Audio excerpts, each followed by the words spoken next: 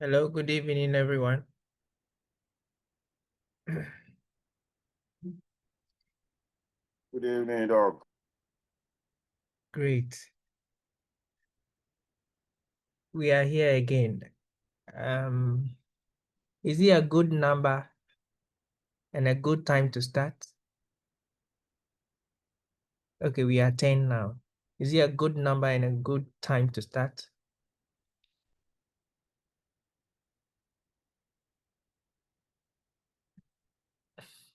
Shall I consider this silence as consent? I think if we, because we are behind time, and Yep. then we all know the time. So I believe the remaining can join us as we move on, but they will get lost sometimes, and that's my fear in that area. Okay. Can we give ourselves 2 minutes? Can we give ourselves 2 minutes to see if they will join? Then we continue from Okay, there. that's fine. So Thank you. 7:45 exactly, I'm starting. All right, thank you. So I'll use this time to do a bit of an intro. Yes, I think we've come far in the course of this program. And then somewhere around the last 2 weeks, I had the privilege to take you through anemia of chronic disease. And it was a successful interaction. And again, I was given the privilege to walk you through platelets. And there's so many things that has to do with platelets, their morphology, their indices. I must confess that that presentation wasn't successful as I wish it could. So I, in a way, would have to do a brush up. But I would cheat you if this evening's presentation will only capture the brush up of the platelet presentation that we did last week. I would combine a number of things and make our interaction this evening worthwhile. So it will be from, I always believe in first principle, understanding things from first principle before we build up to the bigger pictures. So this evening's presentation will take us through some basic stuff. Then we look at some flagging systems on our FBCs. And then we look at how we resolve these things in conjunction with our films. So this evening's presentation would be an interactive one. I'll be asking you questions and then you'll be giving me answers, and then together we would make this presentation a successful one.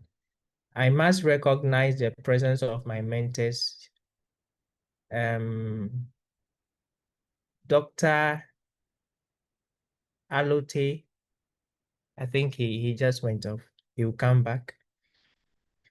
Dr. Deganu is also my very own boss at the Kolebu Teaching Hospital Hematology Department. And what I'm coming to share with you, like I always say, are the very little things I picked from them. And then together, I know in your various facilities too, you have learned a lot through the practice in this profession. So we are here to sharpen each other. Having said that, let me start sharing my slide.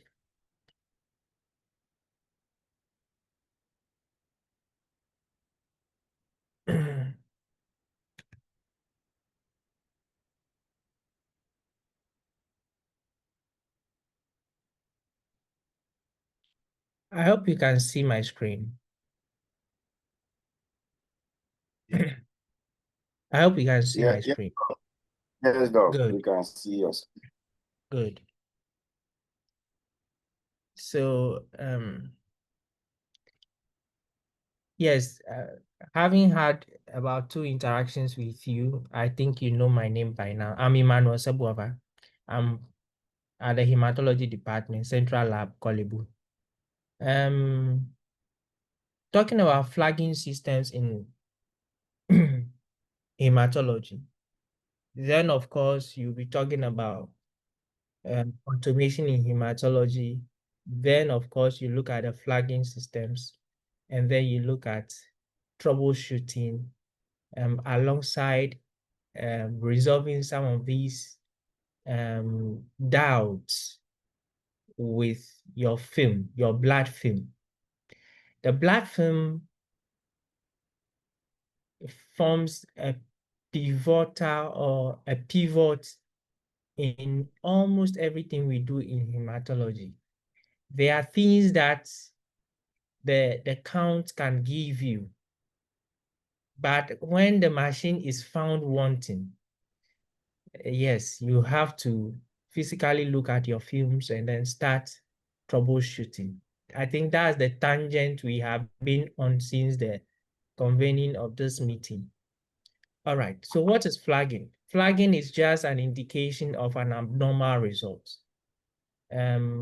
Mostly in setting up our analyzers, we put in some reference ranges, some modules of operation, some formula, and then we calibrate our system to give us certain category of results. There are certain pathological conditions that give results out of these reference ranges. So when there is a result on your machine and it is outside of this reference range, it needs to be flagged so that you pay attention to it and see what you can do if these results are not correlating with clinical history, or perhaps if there are no clinical history, if these results in a standalone are valid before you even give them out. So a result is deemed abnormal when it falls outside the required reference range. An abnormal result can be low or high with respect to the reference range. A number of factors can lead to an abnormal result in the laboratory. One, you have an insufficient sample that is put in an anticoagulated tube. The ratio is bad. You'll be having some incongruent results. If you have a micro agglutination or micro clots in your sample, you are not able to pick them macroscopically. Your results will be flagged. If the sample is not well mixed, of course, it will also give you clots. The machine will give you flags, or the machine will give you horrible results, which you have to figure out whether it is valid or not. There are times your anticoagulant in the tube is not compatible with some of the parameters. Like in the case of platelets, we have mentioned severally in this presentation. If that happens, yes, you have erroneous count with your platelet, and you have to correct it by changing your tube to a suitable one to allow you to count your platelets. Poor sample collection methods resulting in unbalanced anticoagulants ratio, I've mentioned that, or resulting in clotting of the sample. There are times in our previous presentation, we also mentioned that if the phlebotomy process is strained or very difficult, there was a difficulty in collecting the blood. There are times platelets are activated, fibrin clots are formed, and then that ends up affecting your count when you use the analyzers. Delay in analyzing the sample. There are times storage affects some of the parameters. Okay. Now, having handled or having talked about the many things that could happen to the sample, if the sample is well taken, well stored, well transported, well presented, there are other sources of problems that may contribute to the many errors that you might see on your analyzer. One of them, like we mentioned in our previous discussion, is contaminated reagents or expired reagents. I've given some example in such cases in the previous presentation. Poor equipment calibration and quality control. Yes, it happens when you overlook some of the trends in your Levigeny chart. You are not able to pick them, that this thing, the way it's going, is not obeying some of your rules. Then you allow it to escalate. Before you know it, it's reflecting in your result. Then the disease conditions. Some of these disease conditions actually give you results that are always flagged. So let's look at some of the disease conditions. Then we look at the other things. A typical FBC comprises of the total white cell count, the differentials, the red cell count, their indices, hemoglobin concentration, the platelet count, and the indices. Now, when it comes to the white cell count, I think in one of my contributions on one of the presentations, I mentioned that your neutrophils are the highest among all the white cells, then followed by the lymphocytes, then the monocytes, eosinophils, and the basophils in this order of decreasing quantity or decreasing count in the WBC.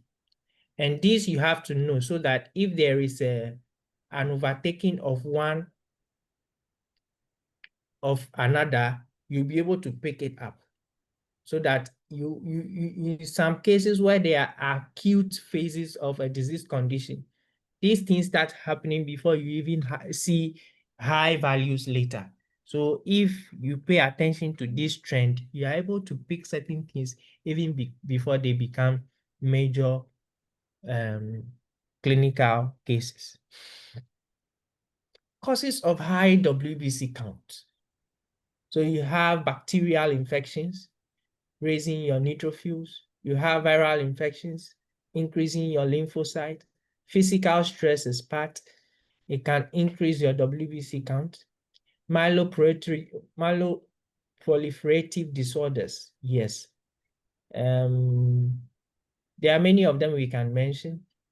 Smoking can increase your WBC count. Certain medications.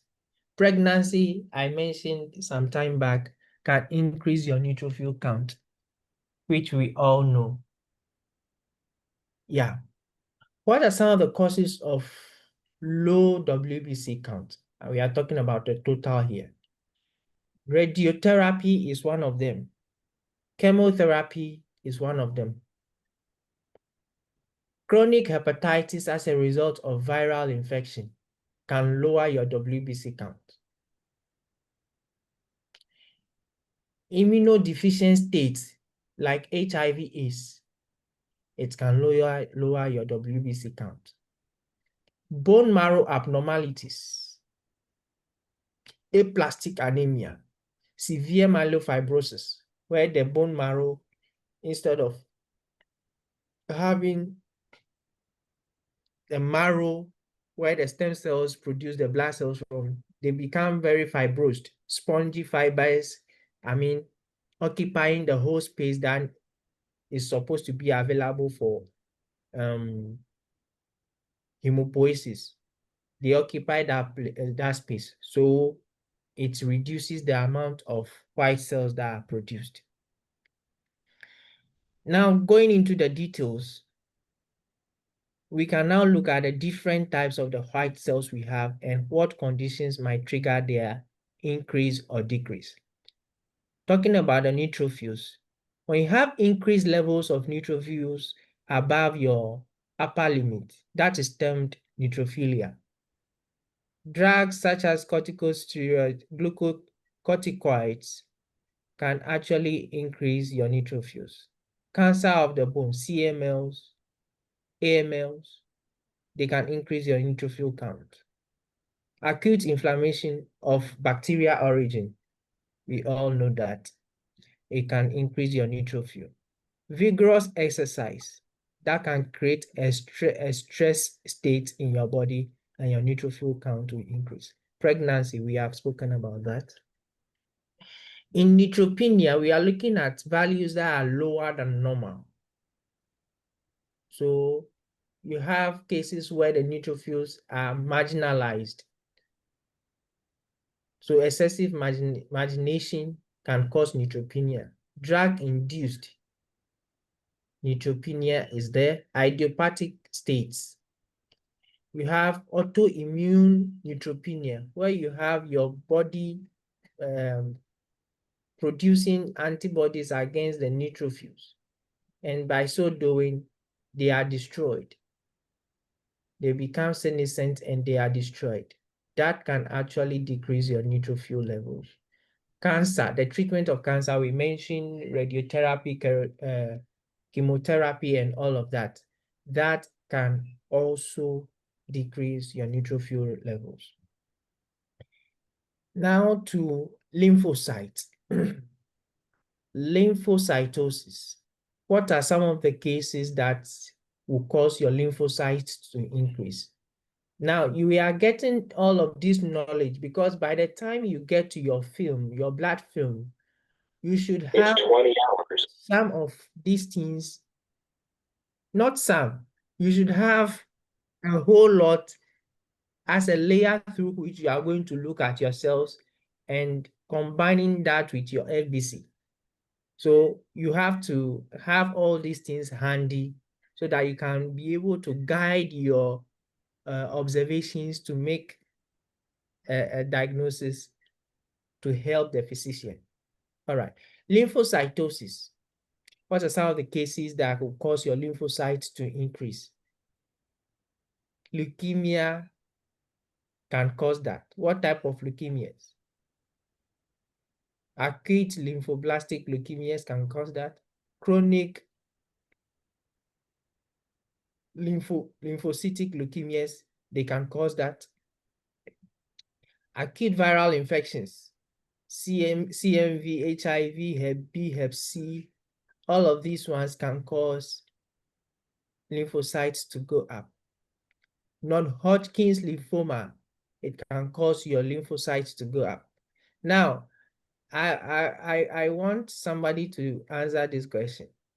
We have here infectious mononucleosis. How does this increase lymphocytes? I want a doctor here to handle this. I mean, I want one of us to answer this question. How does the infectious mononucleosis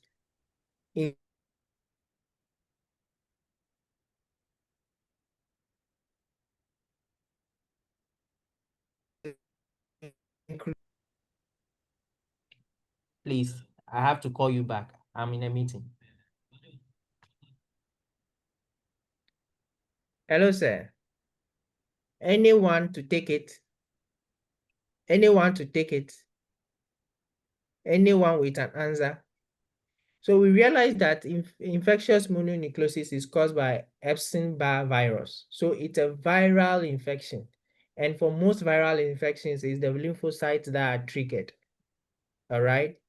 It's the lymphocytes that are triggered in most viral infections. So if you see infectious mononucleosis, don't be carried away that it is your monocytes that will be increased. It is a viral infection, therefore your lymphocytes will go up. Certain drugs also increase your lymphocyte count. When it comes to decreased levels of lymphocytes, we have conditions like aplastic anemia, where your bone marrow is shut down. Yes. Dr. Wari is welcome.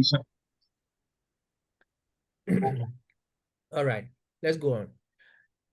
Certain conditions such as HIV, when it becomes very chronic, also can reduce your lymphocyte count because they overuse them, they play with them, and they make them useless.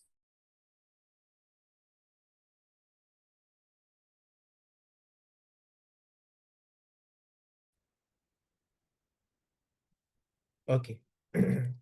I hope everyone can hear me.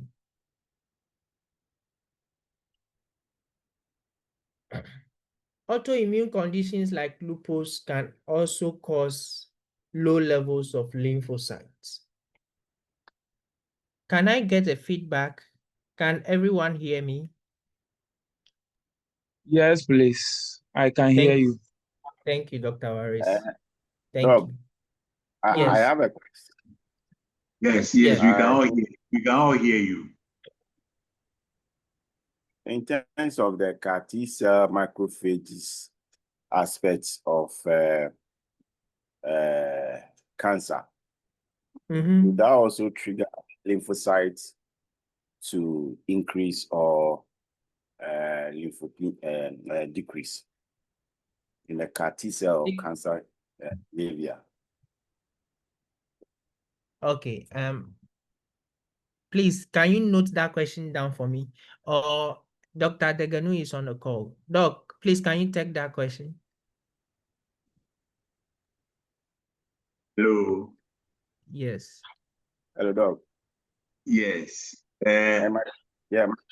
My question Your was question again. Your question again. my question was based on the CAR T cells in the macrophages aspect of Okay. which one will Okay. trigger? Yes. I think it will trigger lymphocytosis. Yes, which one will be trigger? Either the lymphocytosis or any of the granules. Yes, Doc is saying that he is very sure it will trigger lymphocytosis. Oh, okay. Okay. Yes. Thank you very much. And then what are the process? No, let's continue. I may be drawing the class back. Yes, Okay. yes. So Thank you. Thank you. we can look at that into details later. I think it's a Yes. valid question you want us Yes. all to understand. Yes. Okay. Thank you so much.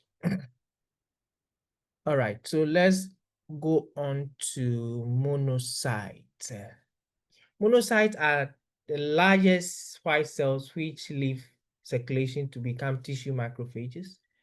And macrophages are professional phagocytes that usually follow after neutrophils do clear up inflammatory debris for healing and repair to occur. Now, when it comes to monocytes, I have a question here. In here, we are saying that parasitic infections like malaria, Plasmodium parasite, increase monocytes or causes monocytosis. Can somebody explain how this happens? Can anybody explain how malaria causes monocytosis?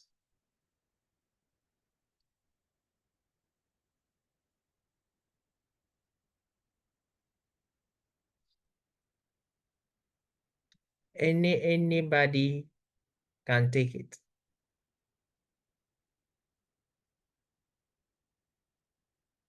Or we should add it to the pool of questions. Anyways, all right. So we'll add it to the pool of questions so that Hello. hello, Doc. Yes, let's try and answer them as we go along. Okay. Okay. Okay. Don't Doc. forget, malaria is a parasitic disease. Parasitic disease require larger cell to take up the parasite in the bloodstream. That is why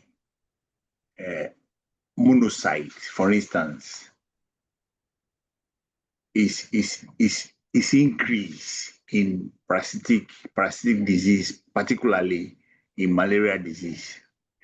And then more importantly, some of the proteins expressed by this parasite in bloodstream activate the production of monocyte to take up the parasite.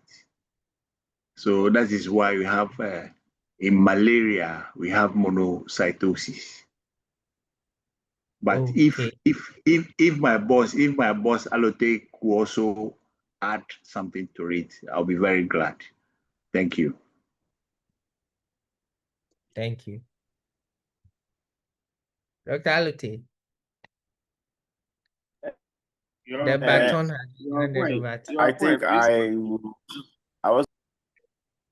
Yeah.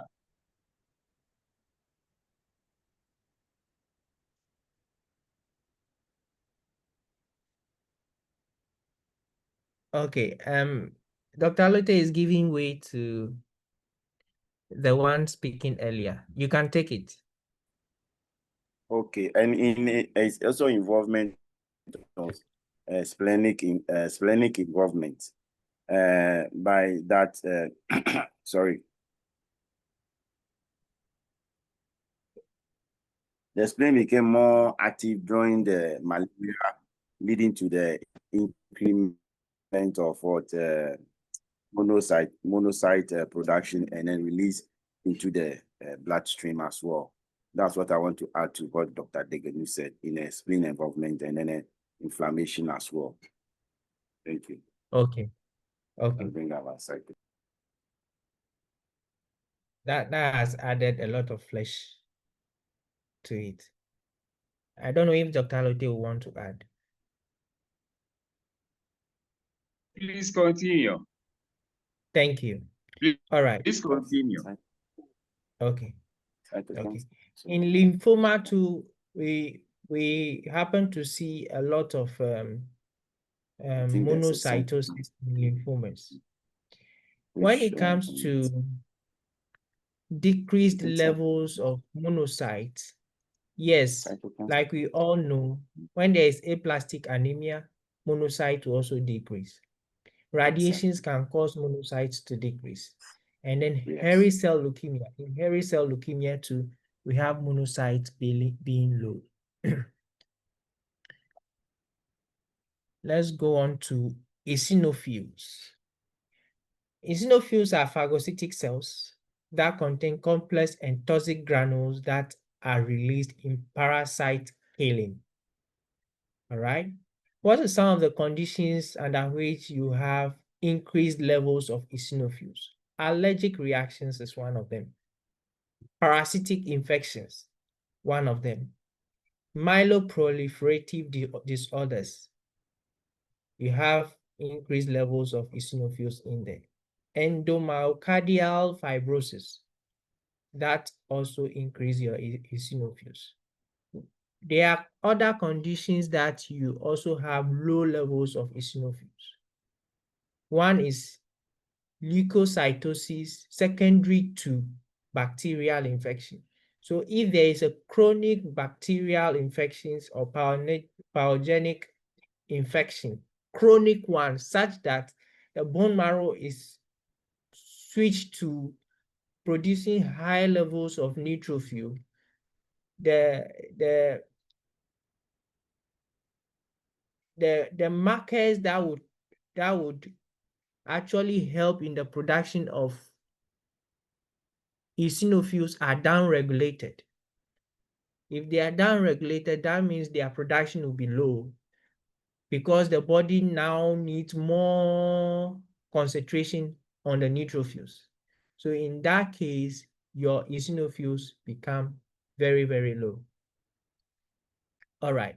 Certain viral infections like COVID can also cause low levels of eosinophils. In such cases too, I think is a body's way of focusing on what it needs at that point in time. So it shuts or reduces the amount of energy spent on the ones that are not needed at a particular time. So that's how come you have these reduced levels of the eosinophils. Okay. Basophilia. Basophils are the least in terms of numbers and are mostly involved in type 1 hypersensitivity reactions. All right. In allergy, you have increased levels of basophils. Cancer of the bone marrow, AML, CML, your basophils will increase. Rheumatoid arthritis and lupus nephritis, your basophils will increase. The pathophysiology of all these occurrences, I think we have to all make time to look at them. Now, straight away, let's go into the RBC and the RBC indices. All right. We all know the reference range for the counting of our RBCs. The main function of the RBC is that they carry the hemoglobin that actually takes care of your gaseous exchange, carrying oxygen from the lungs to the various cells and tissues and transporting carbon dioxide back to the lung, and alongside other functions. The red cell also is involved in immune function because they provide the oxygen for all of the other cells to use to do what they do. All right. A low red cell count usually results in anemia. Now, talking about anemia, there is also another parameter we look at, that's the hemoglobin. That is inside the red cell. And for a gender and an age category, there are specific reference ranges for them. But for purposes of a smooth flow of this presentation, I just quoted here, hemoglobin reference range is 11 to 17, but we have specific and gender specific, age specific reference ranges for hemoglobin alongside other parameters. Yes. The main protein contained in the RBC which transports gases. It actually determines the oxygen carrying capacity of the red cell. Reduction usually results in anemia. All right. Now let's look at some of the conditions that actually decrease our red cell count. One, hemolysis. If somebody has, let's say, a G6PD deficient, if somebody is G6PD deficient and is exposed to a trigger, there are a lot of hemoglobin that will be precipitated inside the red cell. Those ones will be presented as Hens bodies. And when they go to the reticuloendothelial system, they will be chopped off. And when that chopping off is happening, that is hemolysis. And by that hemolysis, your red cell count will decrease. When you have sickle cell anemia, where there are vessel occlusions, the cells are being broken down, you would have low red cell counts. Any form of hemolysis, intravenous, intravascular, extravascular hemolysis will lead to low blood cell count. Don't forget this. Hypersplenism. So if the spleen forms part of your reticuloendothelial system, and if the red cells have certain abnormalities on them, and then they happen to go to the reticuloendothelial system, which the spleen is part of. If the spleen is enlarged, that means more activity. So it will end up breaking down more of the red cells. And by that, you would have low RBC count. Chronic kidney disease, your erythropoietin is not being produced. Therefore, you have low production rate of the RBCs. Autoimmune conditions, where the red cells are attacked and they are destroyed, it will decrease the count of RBCs. Leukemia, where there is a switch to focus on white cells or other things, okay, your red cell will be reduced. Aplastic anemia, we all know the bone marrow will not be able to produce enough cells. So your red cell will also reduce. Poor nutrition, if you are not eating well, you are not getting your folate, you are not getting your vitamin B12, you are not getting your iron, you run into deficiencies of all of these things, your red cell count will go low. Hemorrhage, when you have a cut and you are bleeding, either in vitro or outside the body, you are bleeding. Any form of bleeding at all will lead to loss of blood and will lead to low RBC count. Where do we have high RBC count? In some cases where you have polycythemia rubra vera, yes, increased production of the RBCs. You have high counts there. Congenital heart disease, compensatory ones, you would have high levels of RBC. Hypoxic states, so places where there is low oxygen level, people tend to have high levels of RBC as a compensatory mechanism. So there is this analogy of people who live in the mountainous areas. They have very high RBC count because they need that high count to carry the little oxygen that is available in their atmosphere.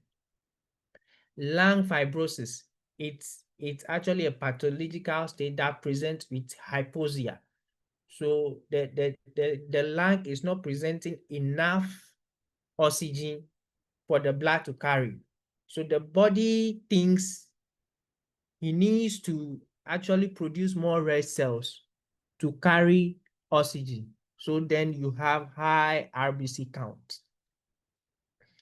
Now, let's look at the RBC indices. Here we have hematocrit. What is the hematocrit?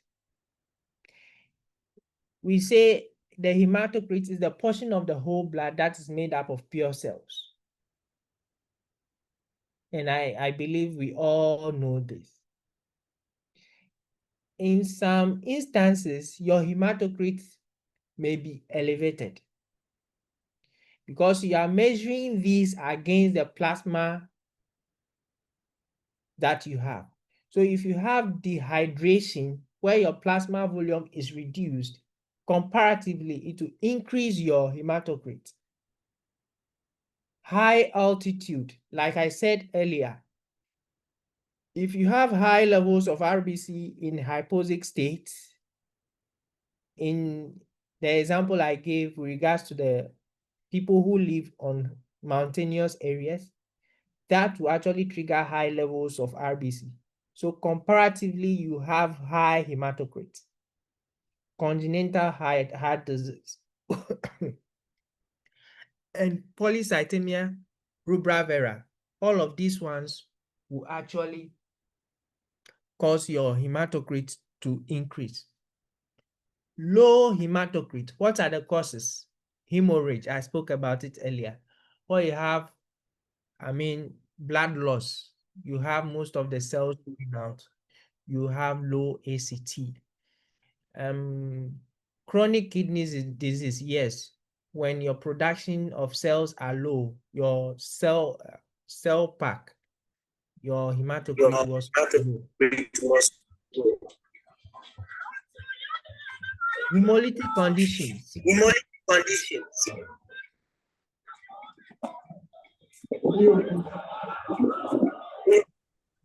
Mr. Power, please.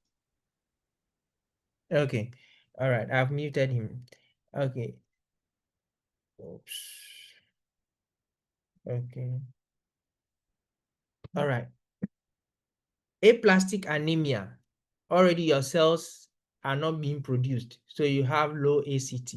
Pancytopenia, all the cell lines are low, and this can be secondary to a disease condition. When you have such cases, your ACT will also be low. Now, MCV, mean red cell volume. That's actually the average size of the red cells that are measured. And in our classification of anemias, we mostly rely on the MCV to classify our anemias. We mostly rely on our MCVs in conjunction with the microscope, the blood film, to be able to classify our anemias appropriately. So, yes, let's look at some of the This diagram actually explains the many conditions under which you have very low levels of the MCV, and then the other conditions that will give you high levels of the MCV. And since we are talking about classification of anemia, you also have anemias that will present you with normal levels of MCV, but they are anemic states. All right. And the many examples are right there. MCH. Now, before I come here, I want somebody to give me a practical non-formula explanation of the difference between MCH and MCHC. What are these two parameters? What is the difference between MCH and MCHC? Please, I want somebody to take it.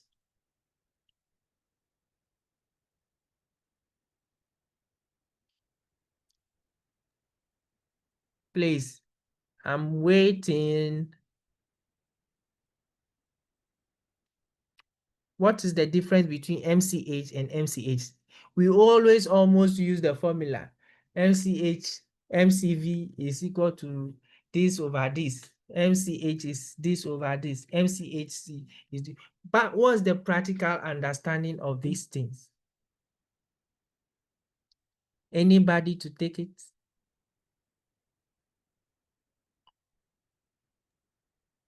Please, should I mention names? The question again, please. What's the difference between MCH and MCHC? They are RBC indices, and we mostly use them. In fact, Dr. Deganu will tell you they are indicators. They are very useful in making differential diagnosis. But before Dr. Deganu takes that side, Dr. Waris, please go ahead. Okay, so by my understanding, the MCH refers to the mass of hemoglobin per a single RBC, per every RBC, whilst the MCHC is talking about the hemoglobin content per unit volume of the blood. So in other words, Dr. Alote once said the MCH is talking about the dry mass, whilst the MCHC is talking about the wet mass, like per volume of blood. Thank you. That's powerful. That's powerful. Yes. So in the MCH, you are looking at the hemoglobin in each red cell. But in MCHC, you are looking at, like he said, the hemoglobin in the unit volume of the RBCs that were measured. And that's the difference. So the MCH measures the average amount of hemoglobin per red cell. And then the MCHC measures the average concentration of the hemoglobin per unit volume of cell that is measured. Maybe later on, I know Dr. Adeganu has a lot of knowledge in how we can use this MCHC in making differential diagnosis, even when it comes to thalassemia and differentiating that from iron deficiency anemias and all of that. I'm sure he'll give us that information later. Red cell distribution width. This is the average size, the measurement of the average size of the cells. Now, this actually is measured in coefficient of variations or in standard deviations. So you take your red cells and you look at the sizes. There are some that will be, if they are of uniform sizes, you have your red cell distribution with being within the reference range. But if they are different sizes, You have some looking small, some looking big, some having different shapes. Then you realize that your red cell distribution width will be increased.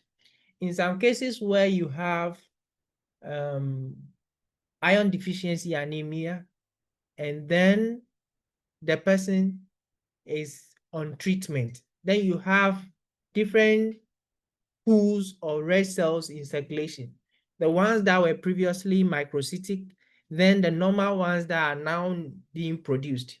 With these, it will increase your red cell distribution width. When you have varying sizes of cells, how we report it when you are doing your film comment is anisocytosis. When you are seeing varying shapes of cells, then we say you have poikilocytosis. If you are seeing both varying sizes and varying shapes, then you can combine these two terms and say you have anisopoikilocytosis.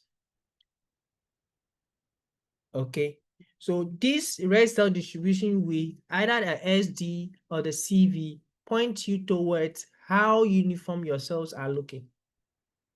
If they are varying in sizes to some extent, then the value will fall below or above, mostly above your reference range. All right. Now, after the red cell distribution width, we want to look at the reticulocytes.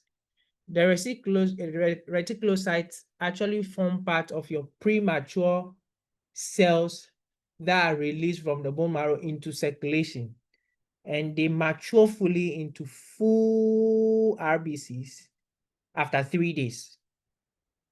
So each and every moment that's passing, your body is releasing new red cells.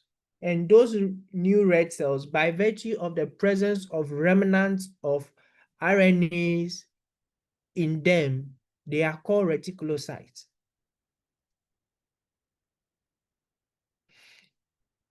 In some disease conditions, especially in the monocytic, the normocytic forms of anemia, you have some conditions that have very low retic count and some that have very high retic count. And the list here is endless. The conditions that give you low reticulocyte count, in fact, if you have bone marrow failure, you are not going to be producing the red cells. So your retic count will be low. Aplastic anemia, your retic count will be low. Leukemia, myelofibrosis, renal failure, anemia of chronic disease, all of these ones, your retic count will be low. On the other side, if you are hemolyzing due to G6PD deficiency, the red cell will be triggered to produce more red cells, and by that you have increased levels of retic. If you are having sickle cell and you are in crisis, the bone marrow will produce more new cells, and by so doing, your retic count will increase. There are other conditions like we can see there that will trigger the bone marrow to produce new cells, and immediately these new cells are produced and released, you have your reticulocyte count increasing. In fact, after this, I should have brought NRBCs. So in our previous lecture, I walked you through the various stages of maturation of the bone, the red cells from the bone marrow, where you have the very immature forms all the way through to the nucleated RBC before the reticulocyte, or let me say before the nucleus is removed, and then you have your reticulocyte. Then the reticulocyte comes into circulation and matures after 2 to 3 days and becomes your matured RBC. Now, if you happen to see a premature RBC that is carrying its nucleus into circulation, then we will say that that RBC is called nucleated RBC.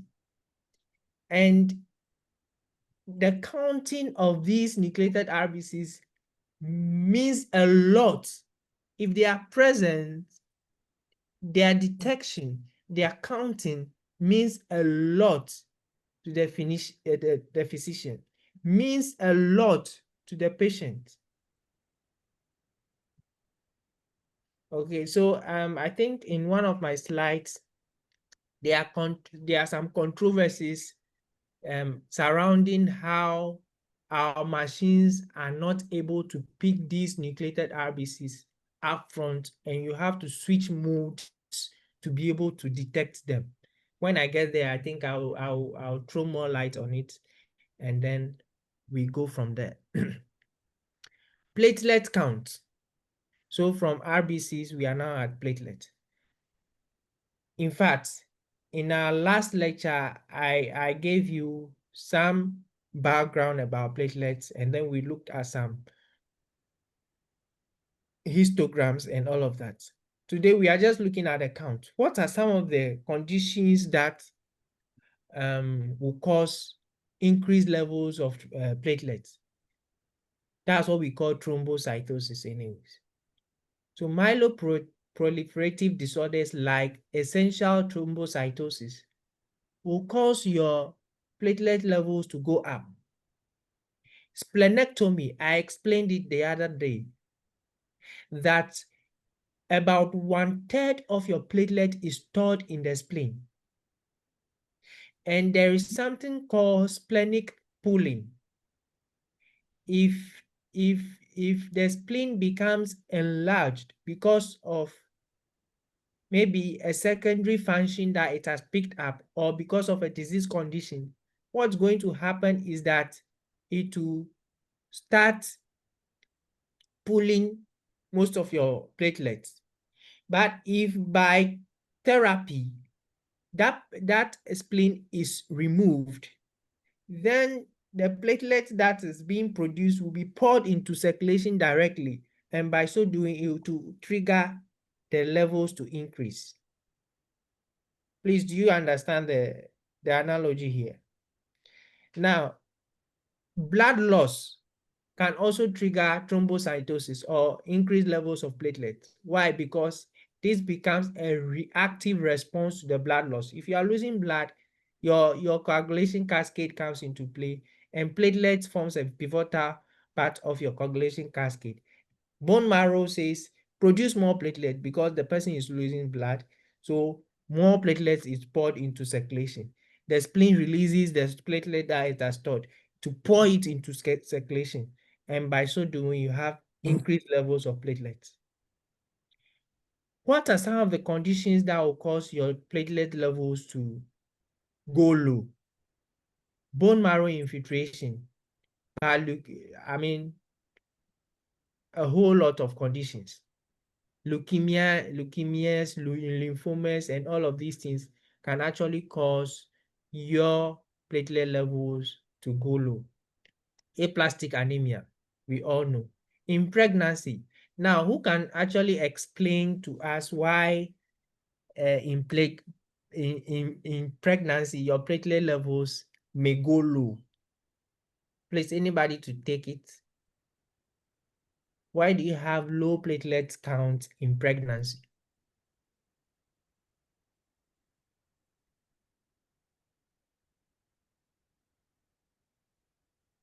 Anybody to take it?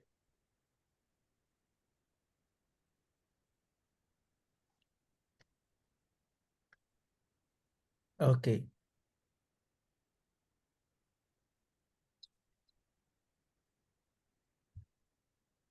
Do I have a hand up? Dr. Imanoladi, do you want to take it? You have unmuted. Do you want to take it?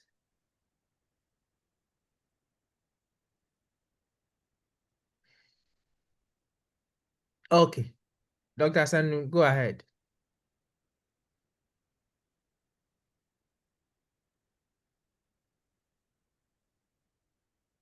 Why do you have low levels of platelets in pregnancy? while one person is doing that, another person, when the person is ready, can take reasons why you have low platelet levels in malaria. In malaria, what is happening in malaria that will result in thrombocytopenia? What is happening there? Pregnancy or malaria, please. Anybody to take it? And I hope by now you understand what is happening in hypersplenism. The reason why your platelets will go low when you have hypersplenism. I hope by now we all understand. Yes, DIC. the malaria, the spleen may retain platelets, reducing their count in the blood. Okay. Hey, am I? Yes. I want to try. In Go ahead. malaria aspects, the spleen may retain platelets, reducing their count in the blood. And also in bone marrow aspects, malaria can affect platelet production. Do you have pathophysiology? Hello. Hello, I'm with you. Yeah. How? You are here. I was saying that in malaria can affect platelet production in terms of the bone marrow suppression. So if the bone marrow is suppressed, the production of platelet is reduced. And then in terms of spleen, sequential spleen, Sequestration. yes, the spleen may retain platelet production, reducing their count in the blood. Yeah. I think I picked this thing from one of the lectures, and then I added some small things to it. Okay. Okay, that's good. Not that worries, you can take it. So I want to also attempt the malaria. So I think with the thrombocytopenia in malaria, I think there's no clear-cut mechanism involved, and it is multifaceted. One, it is consumptive, like because of the malaria parasites, your spleen may try to sequester some of them and then end up clearing them. So that's one mechanism. So severe malaria can also lead to DIC, disseminated intravascular coagulation. That can also lead to thrombocytopenia. Thank you. Exactly. So we understand that in malaria or in DIC, let's take it from that angle. In DIC, you are forming clots and you are breaking them down. And anytime clots are being formed, platelets are used. And when platelets are used and then the clots are broken down, this is disseminated. It's happening almost everywhere in the body. So you are overusing the platelets, and that will result in low levels or decreased levels of the platelets. I hope with this we are all on the same page. Just that Hello, nobody. Doc. Something else. Yes. Go ahead. Hello, Doc.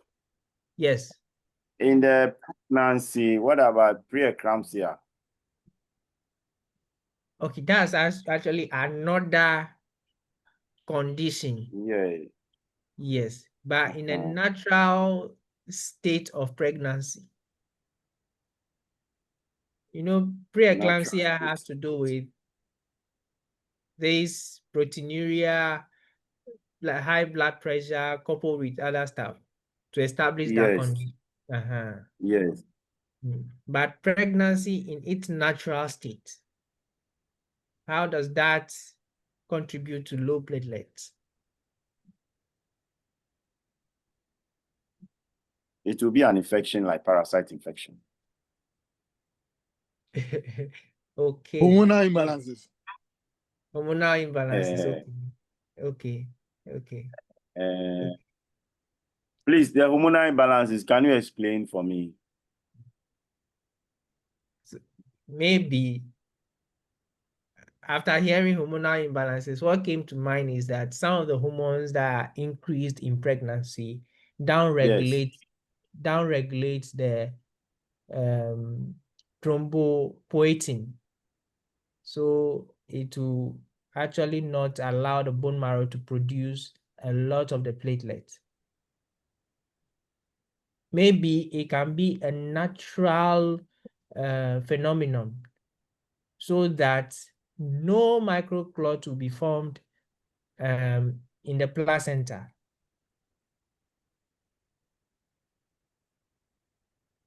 This is just a natural thinking I'm having.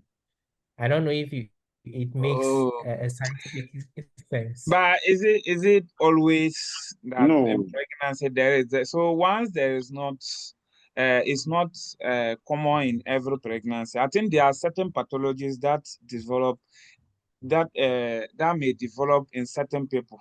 So Yeah. for example, we have gestational thrombocytopenia, which is a condition on its own. Okay. So so I don't think pregnancy itself hormonal imbalance. necessarily leads to It's not like- thrombocytopenia, but it's a condition that may arise during the pregnancy. Perfectly explained. Perfectly explained. Thank you so much for that differential contribution. So, Abdulwaris, so we are basing on a condition that triggers that, right?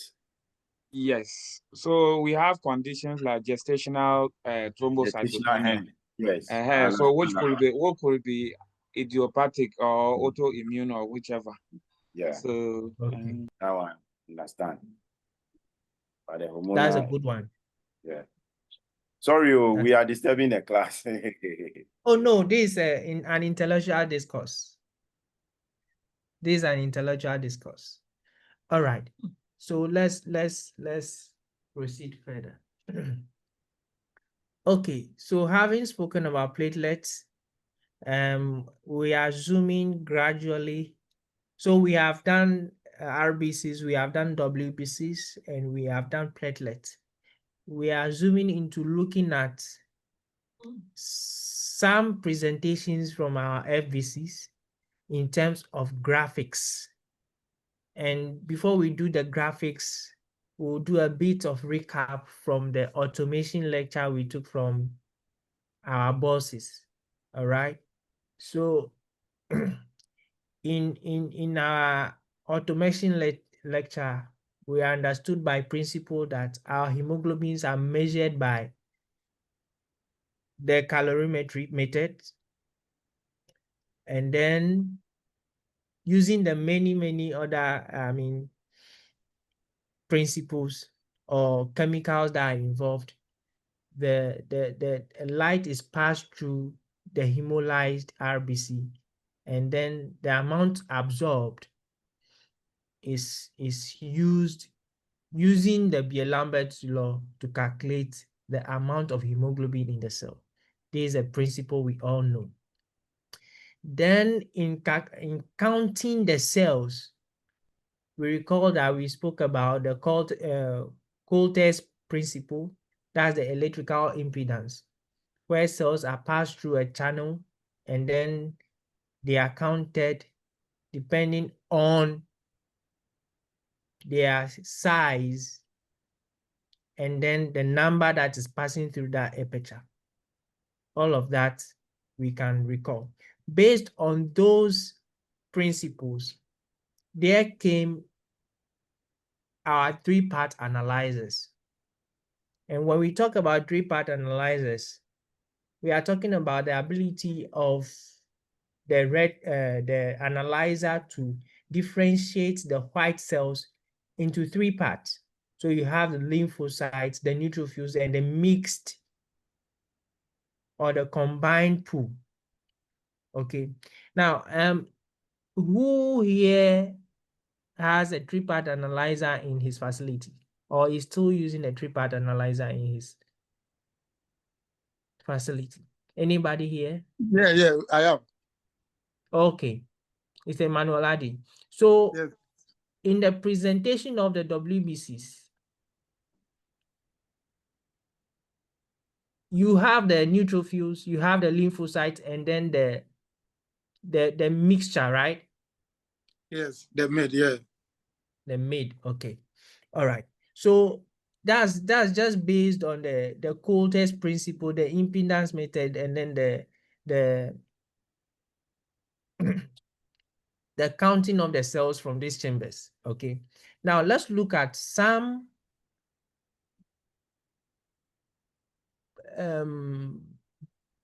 will I say flagging systems that has to do with these things. But before we go there, using the Coulter's principle alone, Doc in his presentation previously mentioned that there are some limitations to the Coulter's principle, the impedance method.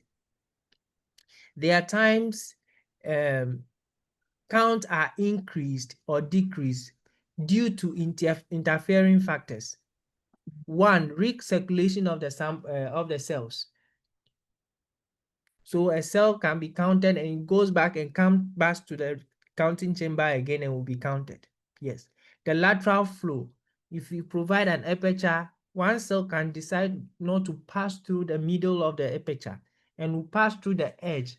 And then in measuring the size of that cell, it will not be the accurate one. So it will be classified among a different pool of cells. Coincidence, where 2 or more cells are passing through the aperture at the same time. That is also a big complication or limitation to the impedance method, or just using the chamber that the Coulter's principle uses. So these are the limitations. Then came the laminar flow technology that will present the cells in a uniform one-line file for them to be analyzed. And they are being done by pressure from a fluid that they are suspended in. So in that laminar flow, all the cells are presented in the fluid, and under pressure, they are drawn through the nozzle of the counter, and then they are analyzed. And in addition to that laminar flow is the optical systems that are added. So when a cell is passing through that nozzle, light is subjected to the cell, and the amount of light that it allows is measured. The one that it deflects, it's measured. The amount of light it allows give the cell a certain characteristics. The amount it deflects also gives a certain characteristic about the cell. All right. So all of these put together, we are able to have some presentations from the FBCs that are measured through some of these systems. All right. So we'll be looking at histograms. In the hematology department, a histogram is a graphical representation of different population of cells and their types. It is produced by differentiating each particle by size and their frequency. Interpretation of these histograms and analyzing these parameters add a new dimension to your routine FBC. Hematology analyzers count thousands and millions of cells, and these they use to produce the histograms. And then later on, we'll be talking about scattergrams. These histograms help in evaluating your blood film, or helps you to and guides you to add value to the FBC when you are doing your film observation under the mic. use of histogram will allow detection of abnormalities or changes in the patient sample, sometimes before the scientists can even see the problem on the field. All right. So with the three-part analyzers, these are how some of the graphs look like. Okay. So when you are using the impedance method, and then you are counting the cells by sizes. From our previous lecture, we learned that the platelets are the smallest, followed by your RBCs. Then you have your WBCs. Okay. Now let's look at the platelet and then the RBC histogram. The first part of the graph you are seeing, the small part, is your platelet histogram. Then the second part is your RBC histogram. And in measuring these, there are discriminators that are set to say that within this measurement and this measurement, this category of cells I'm seeing here are platelets. Then when it goes beyond this category of cells are RBCs. Then when it goes beyond that, they are WBCs. Last week, when we were looking at the graphs and some of the flags that has to do with the platelet, we looked at many conditions. I think we'll revisit some of those ones, and then holistically we'll look at everything. All right. For the RBC histograms, in the measurement of the red cell distribution width, it is done by taking the 20% of the total height of the distribution curve, and that is represented in the graph below it. Then if you want to calculate the coefficient of variation, we all know the formula is the standard deviation over the mean times 100. So when it comes to the red cell distribution width, some machines actually give you the SD and then the CV. They actually mean the same thing actually. They mean the same thing actually. They are just looking at the cell size variations, but to some different degrees, there are some differences. Okay, I'm sure Dr. Alote or Dr. Adeganu can throw more light on that for us. Okay, now RBC histograms. There are times that your curve have certain defects. Okay, so like I mentioned, the boundaries of your curve are set, and your curve has to originate from the base, that's the x-axis, and then go up and land back on the base again. You would have a problem if your curve doesn't originate from the base, from the lower discriminator. In some of those cases, what you'll be looking at are either there are giant platelets that are being measured into the pool of the RBCs, or they are actually RBC fragments that are being measured into the pool of the platelets. So they are measured in that junction that's supposed to be clear. These things come into that junction and do not allow the curve to start from the base.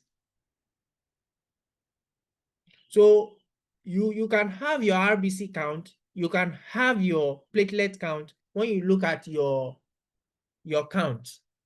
But if you have the graph there and you look at the graph, you realize that no, there is something happening there. Then quickly you want to troubleshoot.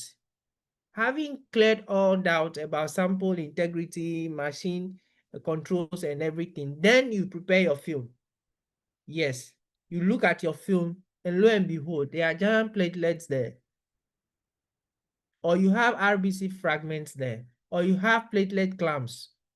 These things then give you meaning as to why the curve is looking like that. Now, if you have platelet clamps, that's making your RBC curve look like this. Is there a possibility that some of these clamps have been counted to be part of the RBC? Yes. Then how do you correct that? If the clamps are due to anticoagulant incompatibility, then you change your tube, you retake the sample, you reanalyze, and the problem is solved. What if they are giant platelets? You report that. I don't know if there is any other way around this. Yeah, Dr. Waris. So can you throw more light on the correction? You say you take into which tube, different anticoagulants, and how do you do the correction? So if it is anticoagulant incompatibility, if you are taking your sample into an EDTA, EDTA tube, you change to citrate tube. When you change to citrate tube, and then you come and reanalyze, you see that your platelet clamps are no more there. You are able to get a correct curve. Yeah. You have a follow-up question? Just I want to add something. So you realize that if you are taken into the citrate tube, you know, in the citrate tube, the volume of the anticoagulant there is too much. So like 1 in what 9. So 1 part of, I think, the anticoagulant to the 9 part of the blood. So that is likely to dilute your sample. So after running, whatever results you are getting, you are supposed to multiply by a factor, the correction factor of like 1.1. Then you get your your true count. Okay. Thank you. Okay, thank you so much. That's powerful. That's a powerful contribution. Yeah. So that's in troubleshooting this thing you are seeing on the curve, on the graph, and look at what extra information we are getting. All right. If they are giant platelets, you can indicate that, and then I don't know if there are ways to redo the count or something, but I'm sure my bosses would take a bite at that.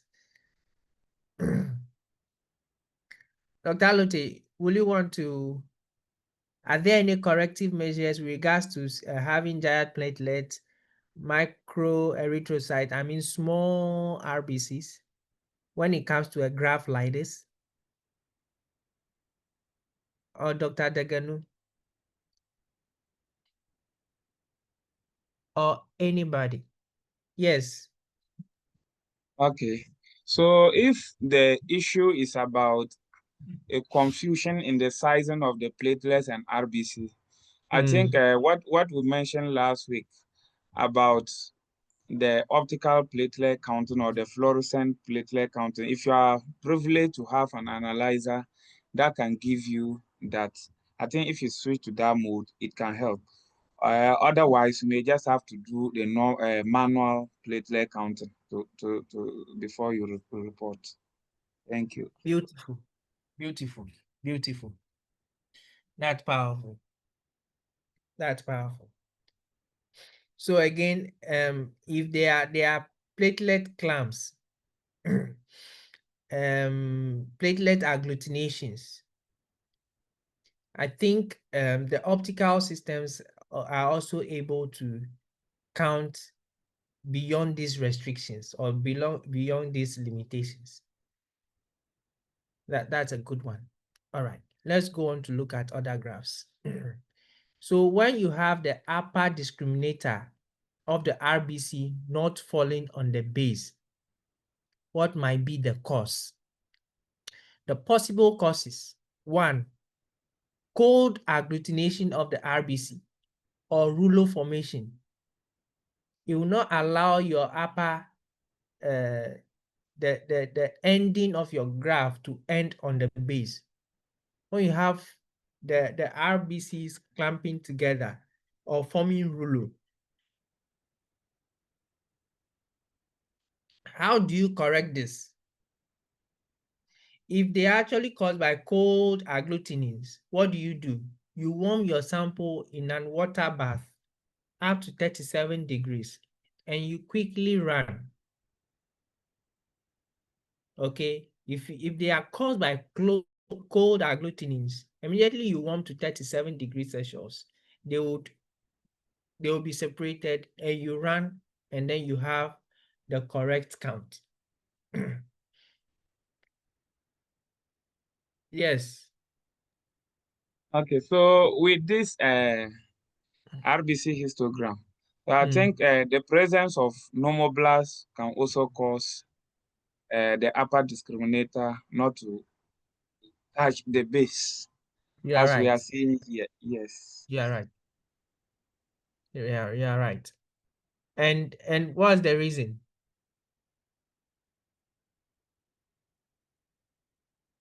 So we realize that no. Okay, you want to take it? Yeah, go ahead. No, it's a Okay, so you realize that normoblasts, like you mentioned, are nucleated RBCs, and these things are supposed to not to have nucleus, but if they have nucleus, then they will be measured in the region that goes into the WBCs, because the machine in its design will be seeing these cells as nucleated cells that are supposed to be WBCs. Meanwhile, they are actually RBCs. So they will be measured within this region and will prevent the graph from touching the base. So when that happens, if your machine is advanced, it's a 7-part, a 6-part analyzer, then you can switch to the NRBC mode, and then it will count the NRBCs. Or in a manual way of correction, when you see this, you can prepare a quick film. You look at your film, and then you see your nucleated RBCs there or your normoblast there. Then you do a corrected count. You do a corrected count. All right. Now, this is an RBC histogram that's giving you bimodal graph or more than one peak on the graph. That means there are more than 2 populations of cells in circulation.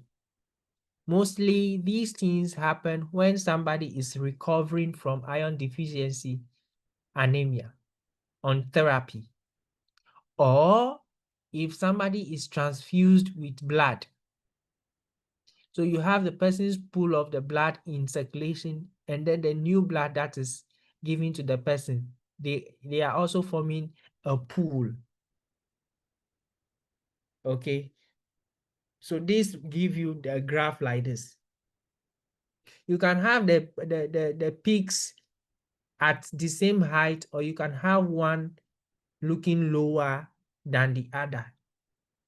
And depending on where they are, you might give different interpretations to them. Yes, Dr. Waris, go ahead. Hey, since I'm disturbing today.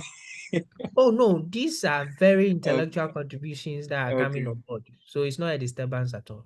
Okay, so I'm just adding another instance in which you can see the bimodal peak like this. You know, there are people who have a combination of iron deficiency, and then folate or vitamin B12 deficiency. So we call it dual Exactly. deficiency anemia. So in Okay. that situation, you can also have a bimodal curve like this we are seeing in this curve. Okay. Okay. Okay.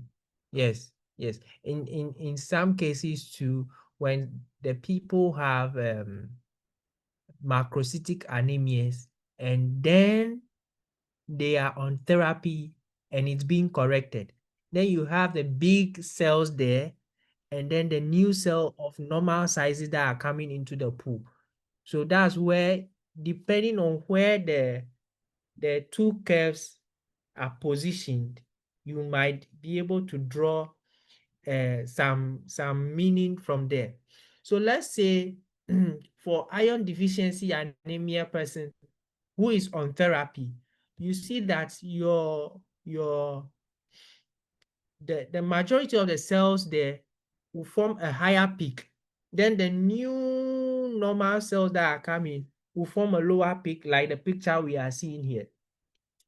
In the case of the macrocytic anemia, folic deficiency, or vitamin B12 deficiency, you see that your big cells were initially the majority of cells in circulation. So that peak will be on the right, and your new normal cells that are coming into the circulation will form a minority pool, and that minority pool will form a lower peak on the left. So you have the reverse of this graph. So bimodal RBC graphs can give you very, very, nice interpretation as to what is happening in the body of the person. All right. And it's just so nice if you understand these things and you're able to pick them one time, and then by the time you go to your film or by the time you check your clinical history, it is written there and you are like, oh yes, your machine is doing well, yourself you are doing well, and everything is going on well. Thank you so much for the add up, for the contribution. I think we are doing well. We are doing so well. Okay, so let's go on. RBC histograms with the RDW abnormalities. So you realize that in the calculation of the RDWSD, you take the calculation from the 20% line above the base. Okay, so in the y-axis, you have the grading all the way up to the peak being 100%. For you to look at your RDWCV, you are taking the 20% line. So if your upper discriminator, the ending side of your graph or the starting side of your graph doesn't touch the base, this 20% line might not touch the graph. And in that case, you have problems with your RDW calculation.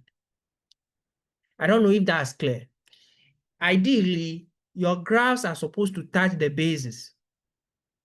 And when the graphs touch the base, when you draw your 20% line and it touches both ends of the graph, you are able to get your RDW from there, SD from there. Now, if any side of the graphs don't touch the base, you realize that when you draw that, the machine by calculation draws that 20% line, it will not touch one of the ends of the graph. And by that, you have errors with your RDW. What are the possible causes? We have already talked about them. Giant platelet clumps, microerythrocytosis, RBC agglutinations. They are all culprits to this kind of graph and RDW issues. And I know this is very, very clear. If you have such situations, your RDWs are not coming, just look at your graph and then troubleshoot. If it is something you can correct it. Then, of course, you have your way through to get your RDW values. platelet histograms, we looked at a variety of platelet histograms last week, and it was very interactive, very educative. I wouldn't want to waste much time on it. So what we'll just look at here is the mean platelet volume, which is similar to the red cell volume, or the MCV, the mean cell volume for RBCs. Just the same way we have the average cell volume for RBCs. For platelet, we also have the average platelet size or platelet volume. And the reference ranges are there for us to look at.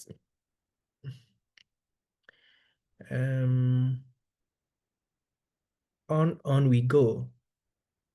So in platelet graphs, we have a region of the graph that is used in calculating the platelet large cell ratio. I think last week we looked at that. These are platelets that are coming into the pool afresh. And like we all know, when cells are maturing, they reduce in size. In the maturation series of all our cells, there is supposed to be a decrease in size. So when cells come into circulation afresh, there is a higher size than normal that they come with into circulation. So the machine is designed to take a look at this portion of the cells. And in the case of the platelets, this category of cells that are larger than normal is what we call the large platelets cell ratio.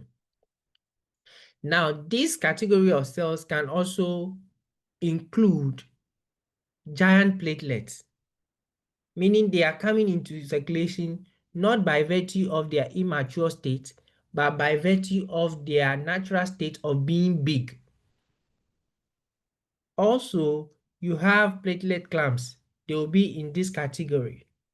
You have microerythrocytes, very small cells that are counted into the region of the platelets.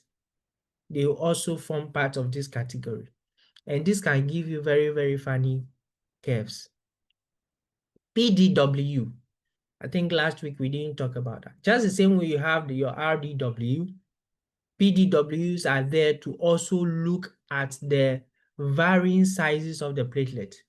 So yes, in cases where you have giant platelets and then very normal sized platelets, your RDW will increase. And I know we all understand the size behind that. Okay, so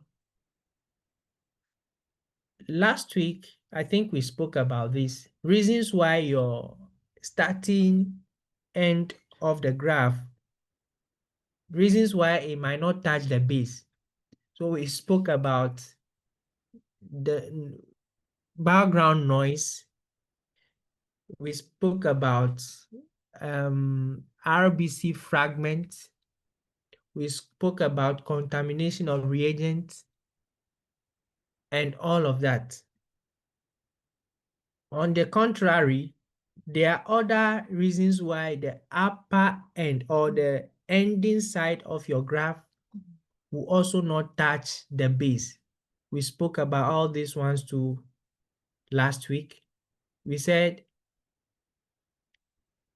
platelet agglutination can cause that.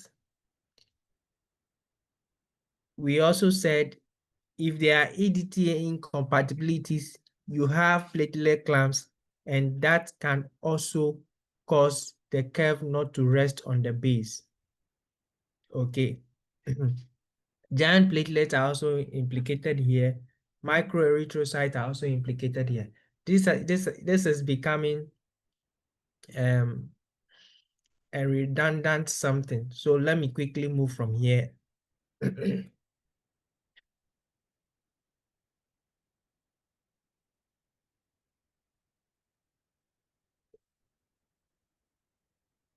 All right. In the platelets curve 2, there are times you see more than one peak. In the same manner, we saw more than one peak in the RBC curve. Platelets 2, there are times when somebody has been transfused with platelets. You see more than one curve. That means the person has the original pool and then the new pool that is coming. When somebody is also recovering from chemo, yes, you can see a bimodal curve like this.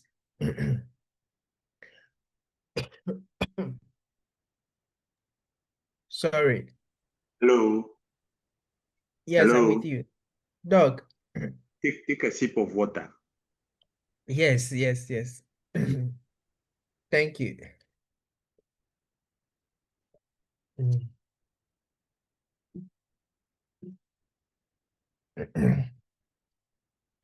All right.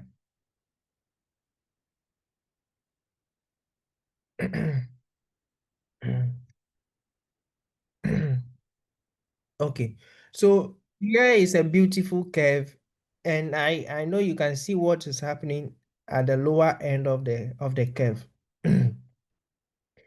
Before you get your PDW, the starting part of the curve has to rest on the base within the upper and the lower discriminators. So if you don't have that happening, then of course you have problem with your PDW, and that might also affect your platelet large cell ratio. All right. What are some of the causes of these issues with the curve? When you have background noise from the analyzer itself or from a contaminated reagent, you have issues with the curve like this. There are times you have microclots inside a sample. You have a curve like this. Platelet clamps, you have a curve like this. If there are cell fragments in there, you might see this. So when you see something like this, quickly you have to do your checks, prepare your film, and then do your corrections. So from a 3-part analyzer, we have all established that the presentation of the curve presents your lymphocyte, your neutrophils, and then your mid count. I wouldn't spend so much time on the 3-part analyzer graphs. I think we have some more things we have to discuss when it comes to 5 parts and then 6 parts, 7-part analyzers. So I wouldn't waste so much time here. Okay, so there is something beautiful here. Before I go on, let's look at this. This is your WBC histogram. You see the graph side that the lymphocytes start from. It's not resting on the base. What might be happening here? That's the junction between the RBC count shifting into the WBC count. What might be happening here? So just exactly as Dr. Waris said earlier, when you have NRBCs, this is the junction where they will be falling. The machine is confused whether they are lymphocytes, which we know they are nucleated with scanty cytoplasm, or the machine is confused putting it in the RBC region. So they land here and they will cause the graph not to be resting on the base. When you have RBCs that are resistant to the lyse reagent that's used, meaning before the cells are presented to the WBC counting chamber, they are put in the lyse, which is supposed to lyse the RBCs. But these RBCs are resistant to the lyse reagent that has been used. So they are presented, they are present and they are counted in this region. You see your graph like this. Okay, so these are about a few reasons why you see a graph like this. Now, if you are doing your normal FBC, you forgo the graph and you are just looking at the count. What you see on the FBC count is that you see that your WBCs are elevated. Now, the import of this lecture is for us not to grow into the habit of overlooking the graphs, all because we have a count to deal with, or the count that the machine has given to us.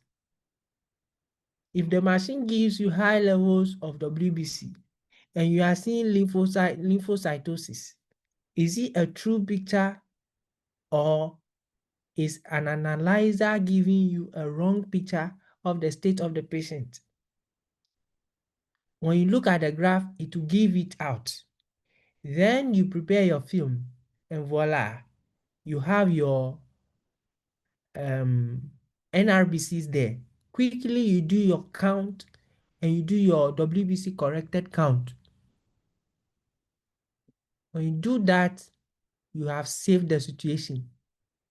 You will not give a false alarm of lymphocytosis and the doctors will start going to, investigate viral infection or something else. They screen for sepsis or no. You have saved the situation. You have done your corrected count and then the patient will be, the treatment takes a new dimension if you are able to detect these things. You're able to detect these things. And I hope we are learning a great deal here.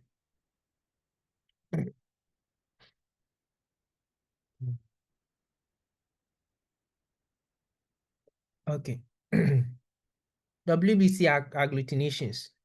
When you have these things, your graph, of course, will not be looking normal. All right. Nucleated RBCs. This is how they actually look like. They look like white cells. If you've not seen nucleated RBCs before, I think in my lab, every week we get some. Every week we get some. We deal with a lot of varying degrees of cases. So every week we get some. If you've not seen some before, you must as well pay a visit to me, and then I'll be glad to. And I'm sure in our practical session we'll come across these things. Yeah. In our practical session. Yeah, Dr. I need one quick intervention here. Please go ahead.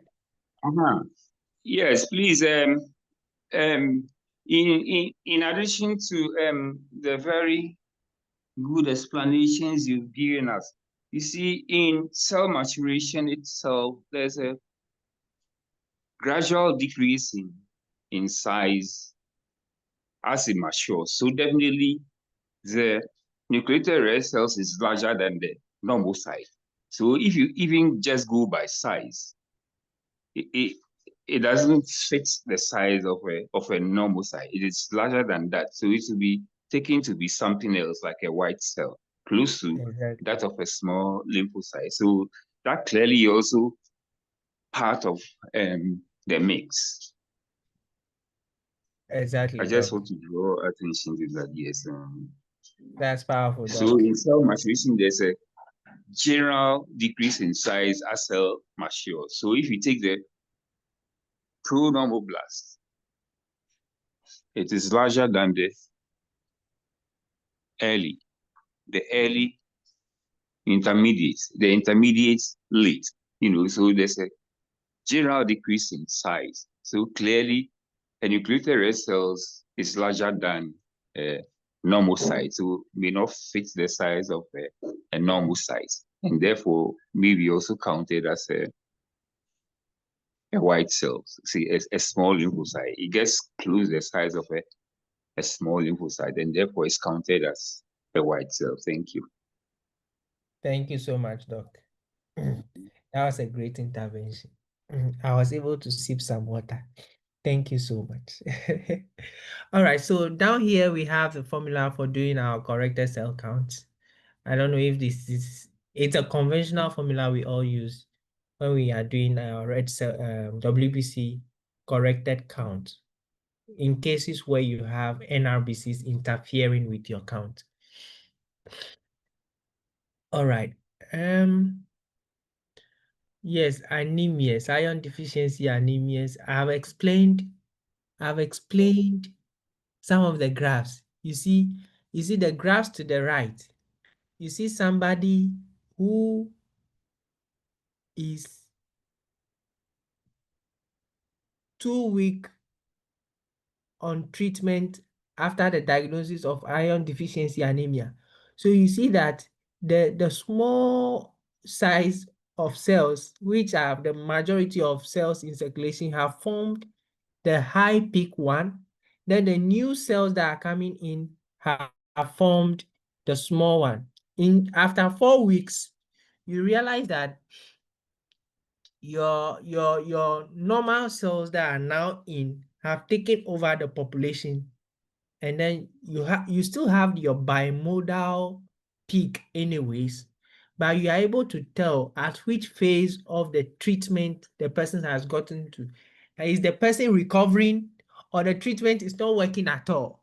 You see, you can look at the graph and even tell what is happening. If you have a machine that you can look at your trends,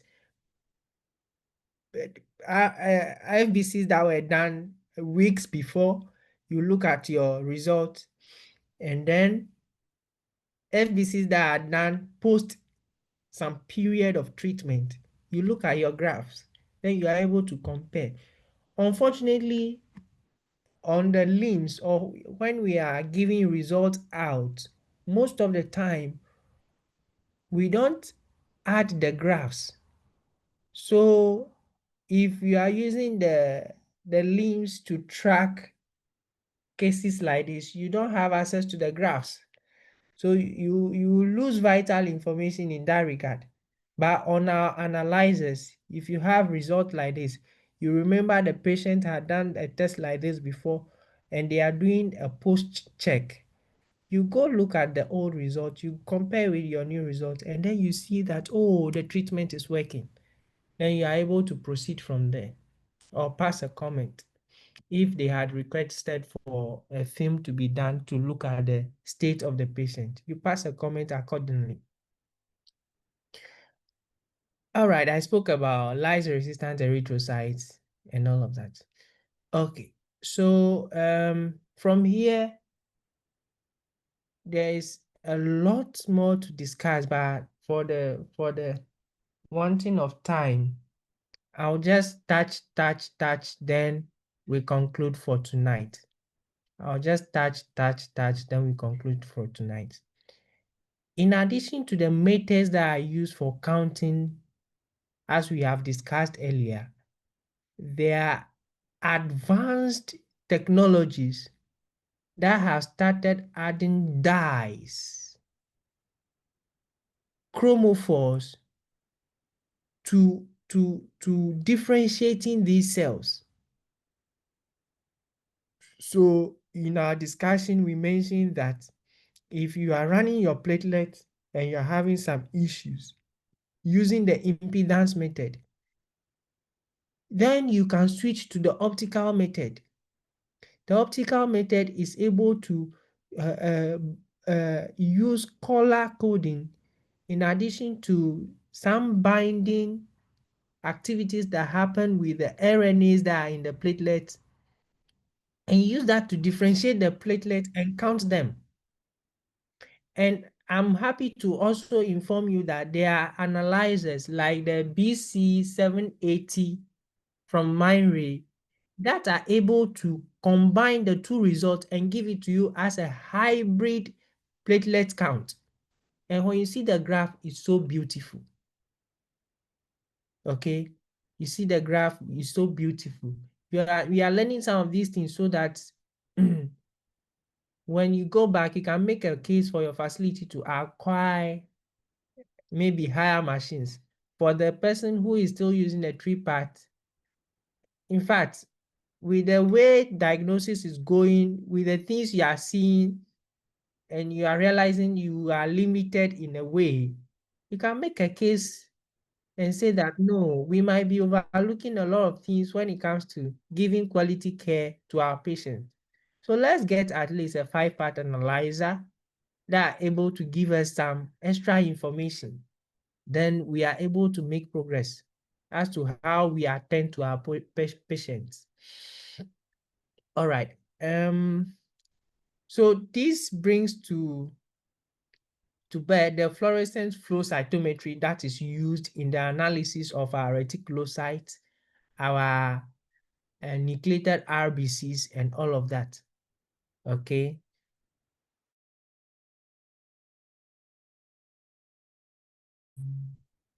Okay. I hope you can hear me. All right. In the okay.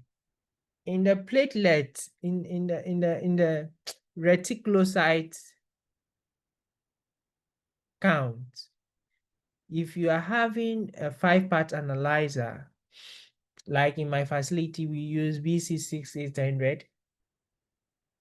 When you are doing a retic count, there are various portions of a retic count that give you different information. Low fluorescence reticulocytes, mid fluorescence reticulocytes, and high fluorescence reticulocyte. These are parts of the reticulocyte that give you information as to the various stages of maturation of the reticulocyte you have in circulation. So having this information helps you know that if you are looking at a stored sample that you have stored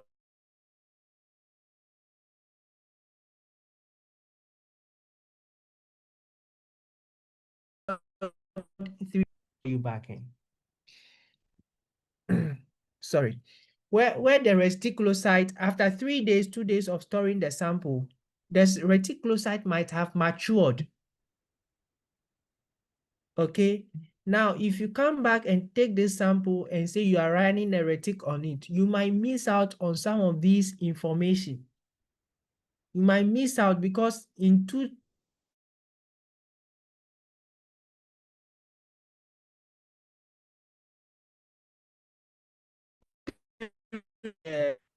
nucleic acid content that might help you to actually differentiate them in these categories.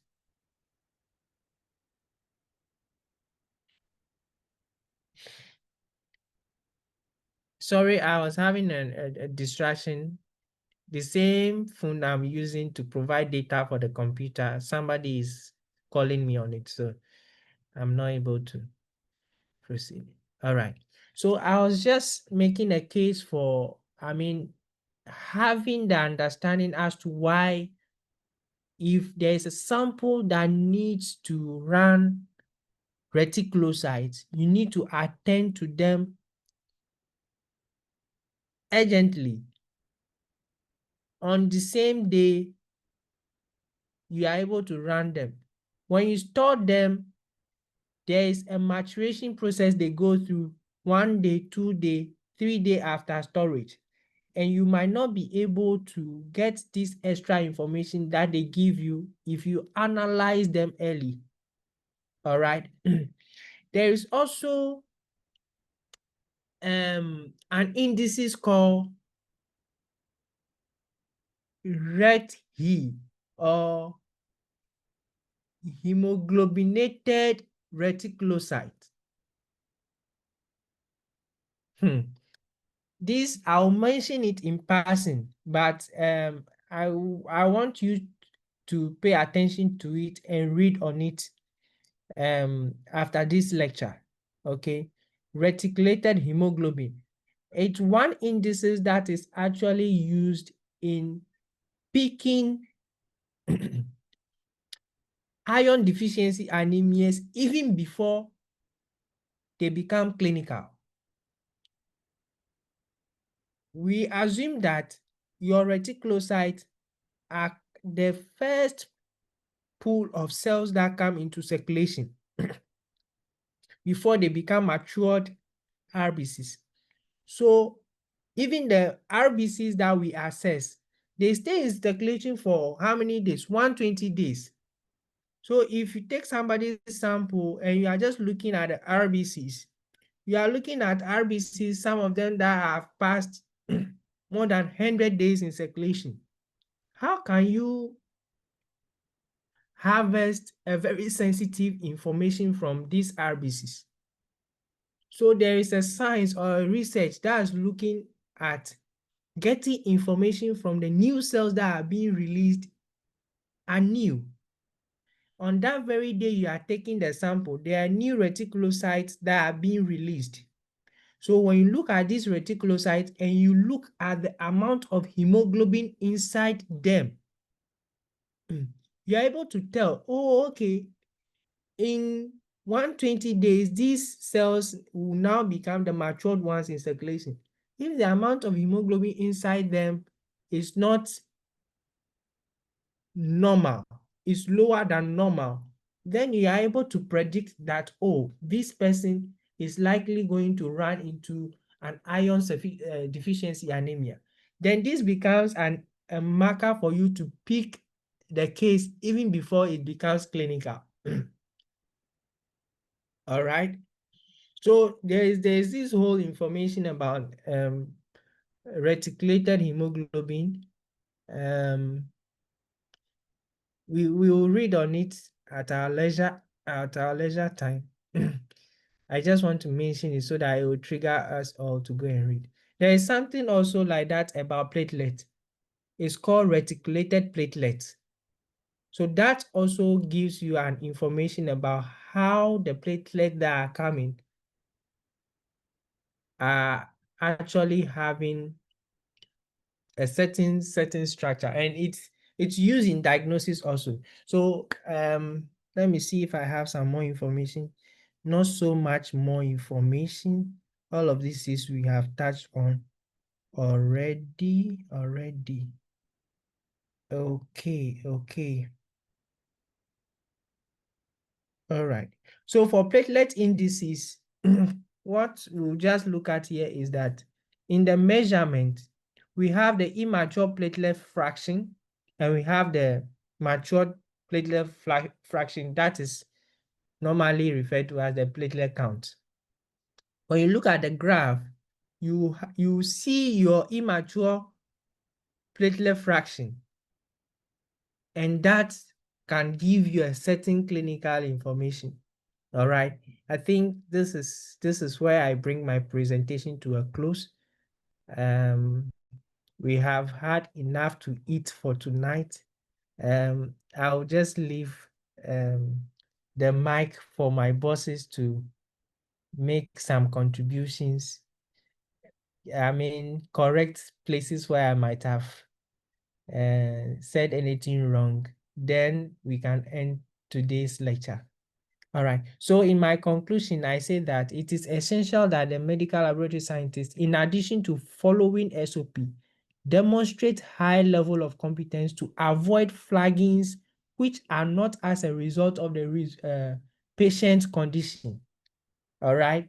So thank you so much for staying through and with me for this evening's lecture. My bosses, Dr. Alote, Dr. Deganu, please. This is your son once again. this is what I have done. Thank you so much.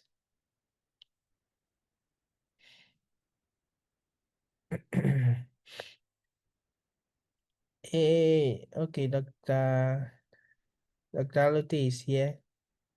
I have almost all my bosses here.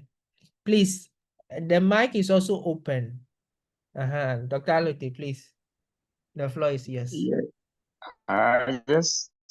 Yeah, I'm online. So thank you very much. You have given us a lot of information. I'm overfed. I feel overfed, and I think if we can utilize this kind of information very well, it will be for our own good. One part I'm happy about is the fact that we are the owners of the histograms. Not everybody, because the systems they have, the LMS, LIS systems they have, is not able to transmit the histograms. So we have to use the histograms to our advantage, understand the histograms, and it will make us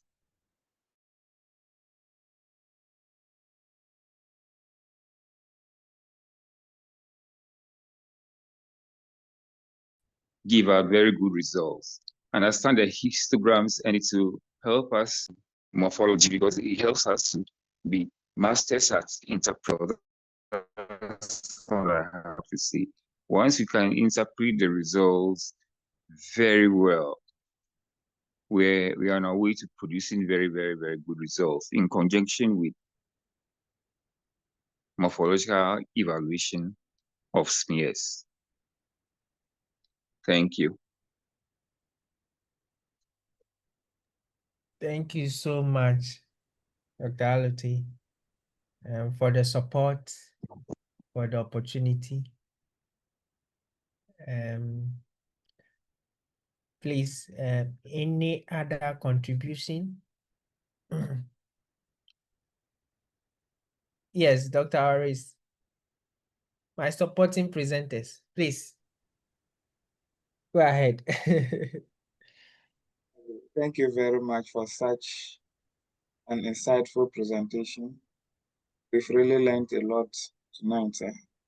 So this thing has to do with the reticulocyte.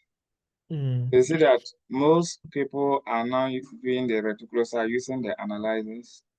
So the analyzer is able to give us all this information, including the high fluorescence reticulocyte, low fluorescence reticulocyte hemoglobin content, and even the absolute reticulocyte count. Yet, where you see most of us still reporting our reticulocyte using only the percentage, which comes with a lot of limitations. For example, in the manual technique where we used to stain with the supervisor stain, they will tell that you count the reticulocyte and be counting until you get about 1,000 WBC or so. Then you use that to do your calculation. So you realize that in people who are anemic, they are, especially those who are severely anemic, their RBC count is low. And then it means that you may have to move to many, you have to cover many fields before you can get the 1,000 RBCs. So in the process, you are more likely to encounter many reticulocytes. So if you are to do that, it is common to affect your reticulocyte count. So even those with the anemia, so it means that with this problem, you have to correct for the anemia. You get it? Besides that, those who are severely anemic and their ages are ranging somewhere 7 to 6, that your bone marrow has to compensate for it. So ideally, reticulocyte spends about 2 to 3 days in the bone marrow. When it is released into the peripheral blood, it spends about a day before it matures into the matured RBC. So people who are severely anemic, the bone marrow has to compensate. So there's no time for the reticulocyte to spend about that 2 to 3 days in the bone marrow. So they are released early, prematurely into the peripheral blood. So because they didn't spend up to the required number of days in the bone marrow, they now have to stay more than the 1 day in the peripheral blood. So if you are now counting for the reticulocyte, it means that the reticulocyte you are encountering that is not just those that are released the same day. Those that were released 2 to 3 days before are also counted. So that is why the need for correction of the shift reticulocyte 2 comes. So then they will recommend that we use the reticulocyte production index. So you see people with severe anemia, then you will do reticulocyte count, and it can be like 10, 12. So if you report only the percentage, it is misleading the clinicians. They may think the person is overproducing the reticulocyte, not knowing it is because of the anemia. The bone marrow is just compensating for it. So I don't know what prevents us from adding all those things to our report, but we're still relying on only the percentage reticulocyte count when we even have advanced analyzers that provide this wealth of information for us. Thank you. Powerful, powerful, powerful. I love the iron sharpening iron here. That's powerful. Yes, yes. Gradually, we are coming to, in fact, we have come to the end of the presentation, but I can't do without taking any other comment or contribution. Let me see if Dr. Deganu is here. Yes. Doc, please. Yeah. All that I want to say is that we're looking at interpretation of a full blood count from our analysis. When you have any abnormalities, as you have explained, the best way for you to resolve those anomalies is that you quickly make a film and look at the film and see what is actually happening. And that will inform you what is happening to the analyzer. Then you can make your informed decision and make correct interpretation of your results. So what we are doing is that we are looking at what are the possible abnormalities with your full blood count and how can you resolve those abnormalities. It is by making a film.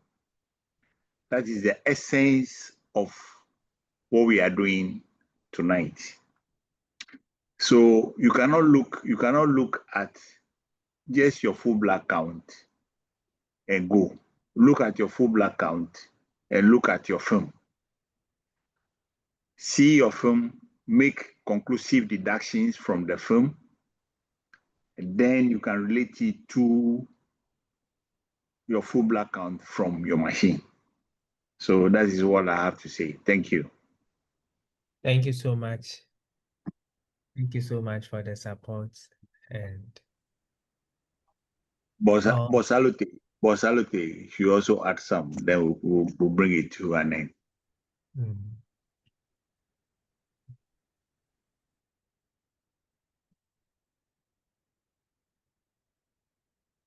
Okay, I think Bosality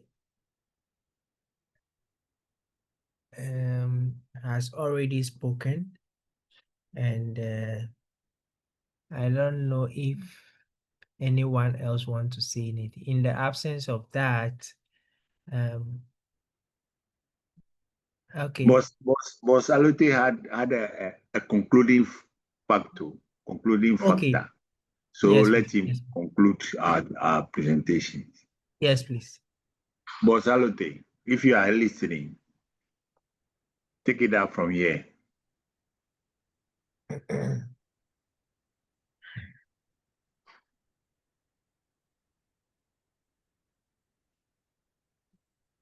Anyway, it seems Boss Salute is not listening or is having a difficulty. So wait. All our people have deserted us. CPD consult. CPD consult. CPD consult. No, I don't think he's here. Oh, He is Charlie, also, he is also logged out. There's administrative announcement that is. Okay, maybe we'll get that and then get it onto the platform. Okay, all right. Yes, please. All right. Boss Salute is around, so. Okay.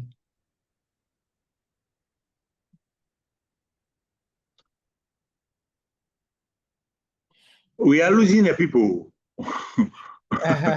Okay, so ideally we have actually gone past the time. So yes, okay. All right. It's assumed we have come to the end. Okay, let's call it a day.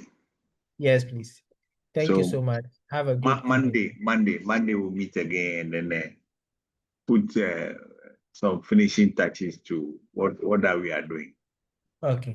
Thank you. All right. Thank you. Okay. Bye.